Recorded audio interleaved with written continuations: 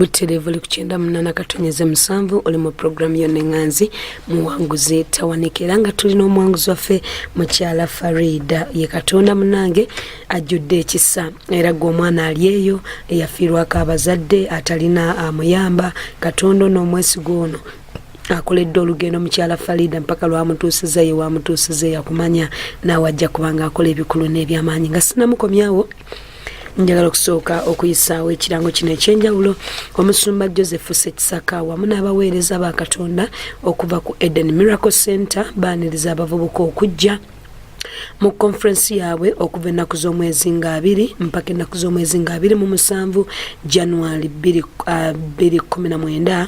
awo ku Eden Miracle Center Katale Nalumonye Jomayi era omutwe guli mu Yokaana 8:32 John chapter 8 verse 32 era mulitegeera amazima n'amazima gali bafuula ab'eddembe omuzadde weereza omwana okuva ku myaka 13 n'okudda waggulu abavubuka bano bajja kusulangawo wabula baleete ebyokwebikka okwewandiisa $50 awo ku office ya church leeta omwana wo ayigirizibwe engeri y'okwekuuma n'okugasa mu mulembe guno abazadde nammwe mujja kubeera mwetaagibwa ennaku z'omwezi nga 26 January 2016 ku church essaawa 10 essaawa 4 ez'okumakya era okweyongera okutegeera ebigenda maaso njagala okwate kapeniko okube ku namba y'essimu eno 0772099299 oba 0776109299 bwetyo nno mukwano tujja okubanga tugenda mu maaso n'ekisa kya Katonda nga bwe kigenda okututwala olwo nno ne tuyingira ku Milex Fashion Designing and Training Institute. Milex Fashion Designing and Training Institute essomero eriyigiriza okutunga n'okukola fashion ez'engoye ez'enjawulo eri abato n'abakulu abaami n'abakyala okutandikira ddala ku gwe yakoma mu senior 3 n'okweyongerayo naawe omukyala n'asigala ewaka jangu omukwano oyigirizibwe ebintu ebyo mulimu ogwo ogw'omuto ogw'okutunga oguleetedde abantu okufuna omukisa ogw'enjawulo mu biro ebifaanana bwe biti ku Milex Fashion Design and Training Institute tusomesa okutunga uniforms culture wear nga gomesi mushanana kiyindi n'ebirala bridal wear nga changing dresses flower girl dresses gowns n'ebirala mukwano nno bingi nnyo amasuuti ne gomesi nga mu bitwalidde era gwe abakola ba intani abaana abakola intani nabo munange beeyongerwa ddala okutendekebwa n'okuwandiisa abayizi abadde ne boarding abasomerayo abadde ne boarding abava ewala babafunira n'ebifo munange we babateeka ne musobola okubanga temutaataaganyizibwa mu kusoma kwammwe era basangibwa ku Hoima Road opposite church ya Pastor Bugembe Nansana era oba okube ku simu eno eya Milex Fashion Designing and Training Institute kwata kapeniko eri 07545523 era 23 ate ku MTN eri ku 0789880880 tukyagenda maaso mukwano ne omuwanguzi waffe omukyala Faridah gwe tuli naye mu ddakiika ezifaanana bwe ziti mukyala Faridah anjinyabo tugende maaso kakati mbadde njogera ku kya finances nazo ziyingirawo kati awo ekiseera ekyo okuva awo mukama we yantumira emulago nembeera nga eyo ofisi yange era nga bwe tugenda mu njiri kubanga era tuweereza wansi wa mutundwe tukungaana eyo tumitinga ne tugabana ekigambo ne tugenda ne tuyingira ebbanga eryo yeyo ofisi gye mbadde mbeeramu ey'okuweereza mukama nga mpeereza Katonda omwami teyatabukako ng'akulaba Katonda akuwadde ofisi ate nga yakusomesa omanye abalokola abamu abantu amanyi tetwasoma bwe batusanga ku nguudo eyo haleluya ngamba baaba batalina kyekye byakukola naye ng'abasinga tuli ku mwoyo wa Mukama kyakugamba kyekyo ky'oba olina okuba ng'okola ki empapula muzirina ssebo gye ziri mu keesi tulina diguri zaffe abali eyo batambula mu njiri abali mu butale boolaba eyo abaleekaanira ku makubo naye balina appointment y'eggulu gye babakwasa kugambye musumba ebintu bya Katonda kati diguri yaffe nga tugitadde ebbali kati mu kusooka era teyakyagala naye ng'era ne bwabwe ebbi nengenda emulago mu njiri nemala okubuulira nenkomawo kyanyambanga nga ngenda nga tali wagenze kukola nkomawo tanadda nenkola emirimu gyange nengimaliriza naye kati bwe nagendanga nga mbuulira nga bwe tumala nga nkabira Mukama nengamba Mukama gwo wangamba kati n'omwami wange kimwagalisize kubanga kati ye mwami gwe wampa tosobola kumpa muntu atayagala mulimo gwo ng'obuweereza mpozi okuddako emabega ekirala kye neeripangako lunaku lumu nze nalina obujja nga oba babuyita bujja jerase kwegamba omuntu ng'omwami wakolera ekintu omuntu nga mpulira bubi ate ye omwami wange tayatulanga Yesu naye ate yakirina ekyo ekibala ekyokugaba ayamba nnyo kati ayamba asomesa abaana bakazinizi baani kati natugana ekiseera nengamba naye maama kati esente zonna tunazimalira mu kulabirira baana abaffe bo banaakulanga tebalinaawo kye balinaawo nengamba era n'obujja naye nga sikimanyi ate nga tukimulaga ng'ate nga sikimulaga engamba era olumu nemunyulugunizanga eno Mukama akulaba obuggula bubugguzi ngamba bannange Mukama kati oba oli awo ng'aleeseeyo n'omulala engamba bannange kiki kino gwabewamu bonna baakula toleeta ate abeewange waaliwo omu bwe najja naye embeekera oyo muganda waffe yamaze bamutiikidde edisiya era omwami yamuweeredde amuweeredde ekitiibwa ne kiddira nno Yesu era tomwebaza Katonda Mukama amulokole bambi kati awo mwe nagira nentandika ate we najjanga eno mu maaso ga Mukama awo ne batusomesa ku bujja nengamba segeeza buli bujja bwe bubadde bumbonyaabonya nentandika okukabirira Katonda nengamba Mukama njagala onzijemu obujja buno nabwo obuzaaliranwa buno embala eno gitwale ompe nange omutima ogwagaliza ng'omwami wakolera omuntu siwulira bubi wabula nkisanyukiramu kubanga okugaba kulimu amaanyi okyala gye bali bakirina nenkabirira Katonda abesaidi y'omwami bajja okukyala n'emigaati ne bagikweka n'ennyama n'agaano gijjayo bukodde obujja oba butagaliza oba kibeera kyekyo tujja kitegeera kati Mukama n'ekyo n'akimponya essaawa eno nze musumba ogenda ewange era ewange bayitayo muki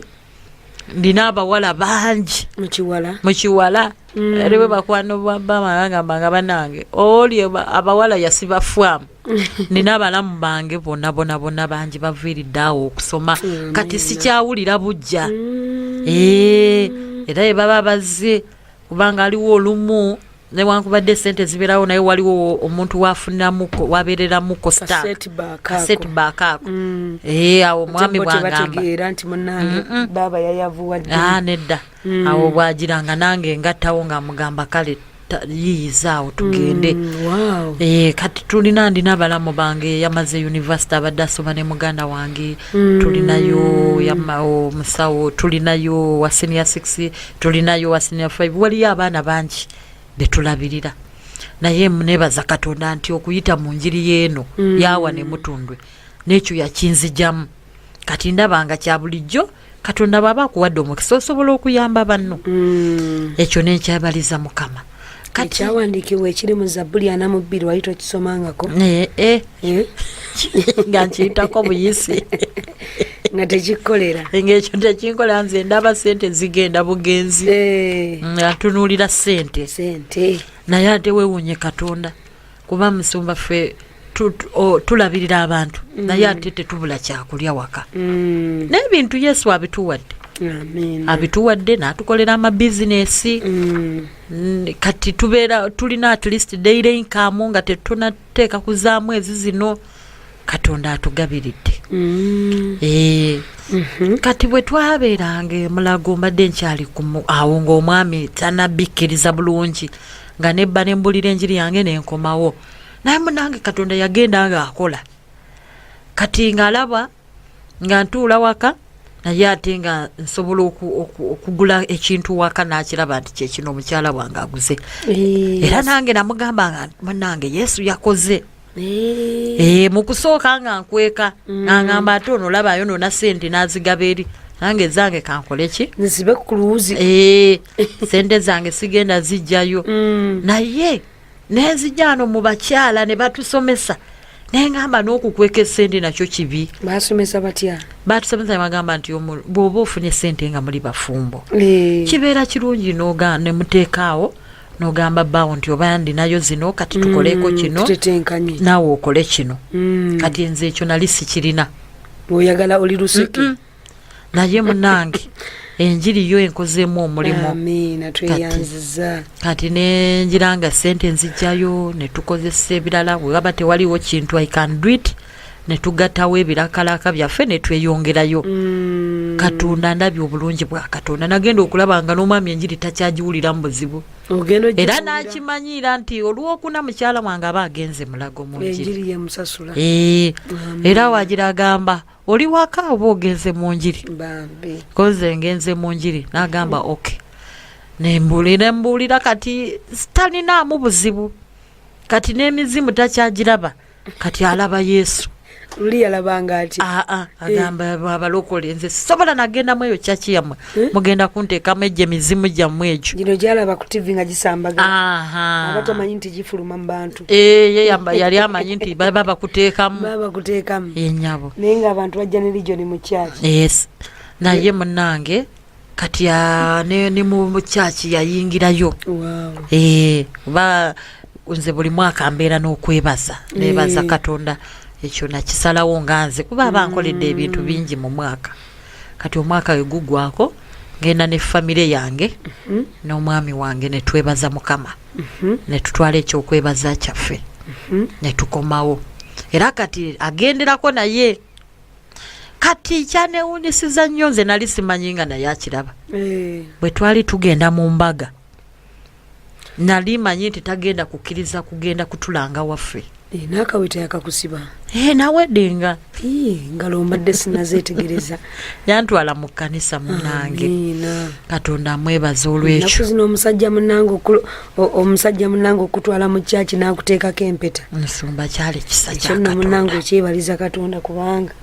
ne bw'ozaala abaana nga tuli muteekeko empeta ennaku zino bakyeyogera ebibeera birabo by'ozaalidde wakati mu mukwano nako nakakuteeka kakaweta yanteekako munange Katonda yansaasira nansimulula nantukuliza obufumbo amiina infact yankolera ebyamagero bibiri omwaka ogwo yantukuliza obufumbo nampayo n'omwana ow'obuwala mwaka oguwedde 2017 nali nzaala abaana balenzi ngera n'abalenzi 4 nga sirina muwala naye kwolwo nampa empeta nampa n'omwana ow'obuwala naweddenga mugumu essanyu lyo lwakuba liva wala naye twandisanyukidde wamu bannange engalo n'akalulufe bannange lyaffe eryokumpi essanyu lyerya lyawala essanyu erya lyo lyawo libeera ndowooza eri munda teribeera lyangu ddiraba wamu si lyangu lyakungulu mwana wange ebyo nga bikulu Mukama byatukoledde amiina munange nakukyusiza n'oluzaalo obadde ozaala abaana bana nze no kataba era nebaza Katonda kati ebbanga eryo oba nange setaani muyaayi mu kiseera ekyo Mukama we yamperera omwana ow'obuwala nalina nazaala wange nangamba mwana wange otukoledde ebintu bingi otwagadde mu nyumba muno naye waliwo ekizibu kyendabako nze kikimama nangamba omwana omuwala nangamba wandizaddeyo ku mwana omuwala wandizaddeyo muganda wange nemugamba mama Mukama ajja kumpa omwana nangamba nedda nyembadde nsaba ovueko mu bulokole katono nkutwale okyusa oluzaalo bakyusizwa enzaalo neŋŋamba maama nkubuulire nze wekusizira katonda gyanzije nebyankoledde sisobola muvaako waaba yateesa nga abaana abalenzi mwe muli omukisa gwange naagenda naabo naye bw'aba yateesa nga agenda kumpa omwana ow'obuwala ate nga agenda mumpa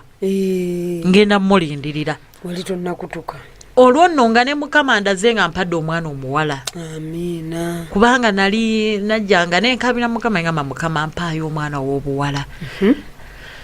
ne mukama nangamba nkuwadde omwana kati bwe nafuna olubuto nga amanyi kwolwo ngenda kuzaala muwala nazaala mulenzi neŋŋamba ndowooza kankome wano kati bwe mba nteeseza bwe ntyo omukyala najja nangamba munange mukama yagambye mukama yandaze ng'olina okuzaalayo omwana omulala neŋŋamba era nzire munzaale nti ye era wabadde ozadde mwana mulenzi twazze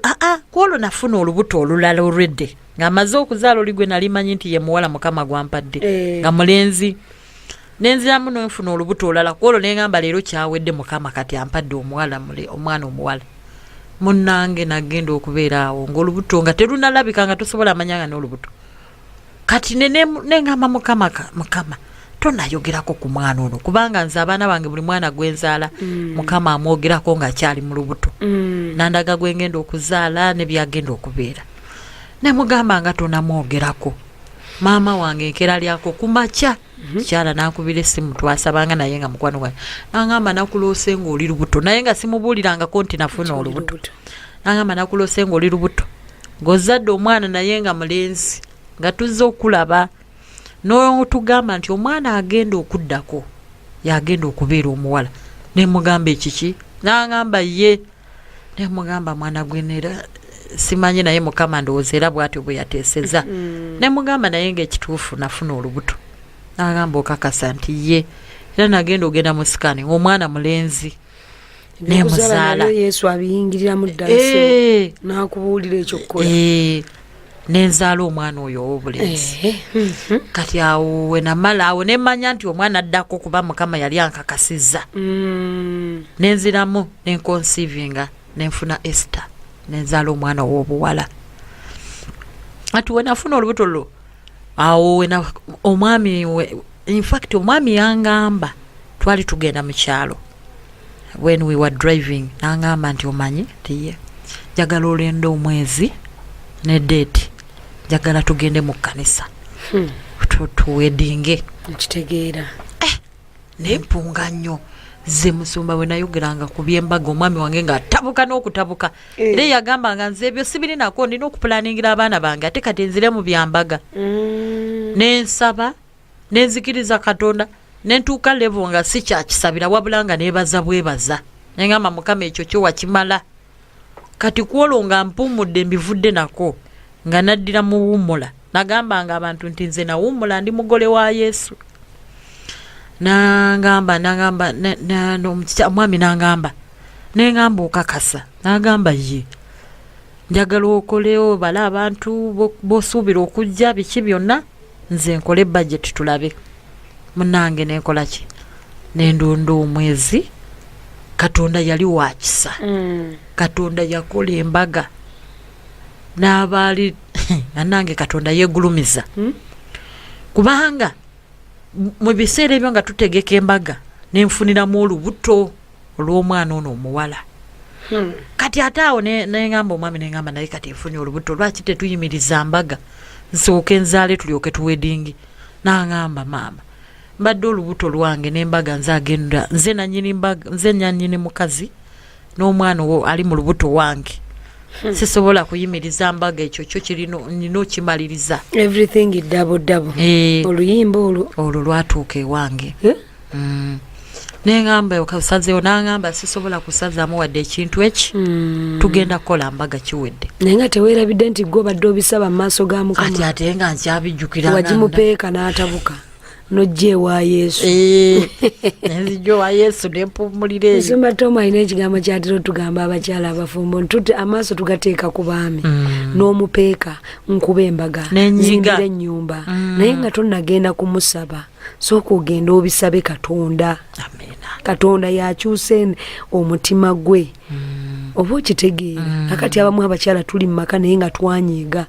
jjajja musaba empeta tagikuba, abamu natuuka n'omusaba omwana. Ekyo kituufu. Yali Rebeka eyasaba Isaaka omwana n'agamba nange mpa omwana embala y'abakazi. Embala Mukama atuyambe. Tujja kuddayo ku musingi mpolampola. Kati awo bwe yangamba ne tutegeka embaga. Katonda yankolera embaga nga ya kitiibwa. Nze embaga yange ebintu twalina abantu nga 10. Naye banywa ebintu ne bisigalawo. Ebukisi z'amazzi bazizzaayo mu birabu. Ate omwami wange y'engeri gye yali tayatulanga Yesu buli kyakunywa ky'omanyi kyabeerayo. Abantu ne babisiba juice oba byakulya oba buli kimu Katonda yakikolanga kingi. Twakola embaga nemala twagenda okubeera nga embaga ya next week. Ngeno week ng'ebintu byonna biri covered. Nga everything is paid for. Nensigaza meeting twakola nnya naye Katonda yeegulumiza kubanga nasabanga ekintu ekimukama weerage. Kubanga abantu bewaffe nga balina okulaba Katonda wange. Ne omwami balabe Katonda wange. Abantu balabye Katonda wange era kati bamanyi nga akola. N'abeesayidi y'omwami in fact we bagamba we twayanjulira mukamulamu yangamba naye nkubuulire olina Katonda. Okusinziira mulamu wengeri gye yayogeranga twali tetumanyi nti buli kyanakwanjula.